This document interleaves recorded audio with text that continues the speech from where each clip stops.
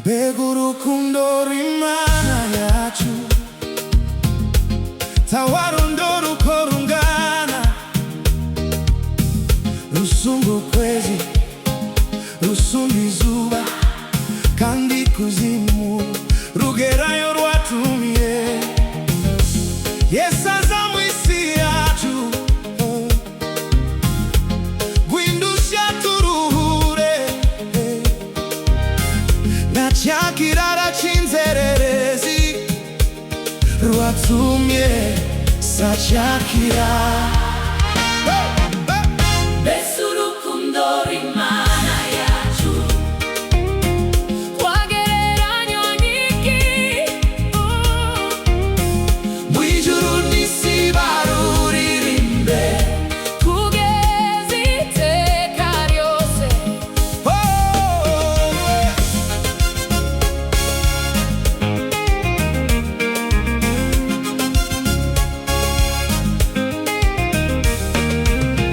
Ingoma zose zo mu isi yacu zije zihita zishiraho, abanga Imana tibayisenge bazapfa bose be kwibukwa. Nyamara urwo rukundo rw'Imana rutagira akagero, urw'idukunda twabari mu isi ni rwo rutazashira.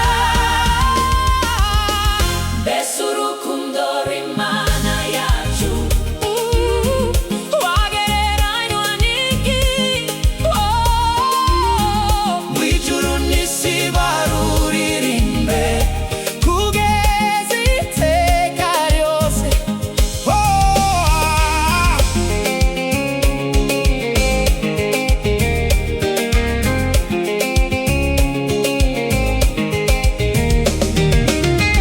Inyanja zose zabanka wino,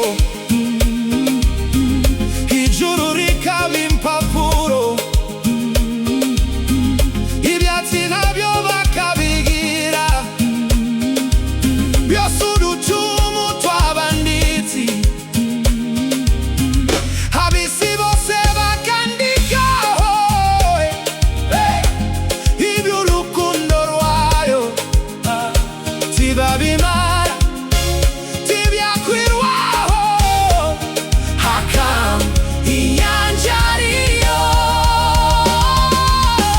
Mbese urukundo rw'Imana yacu twagereranywa n'iki?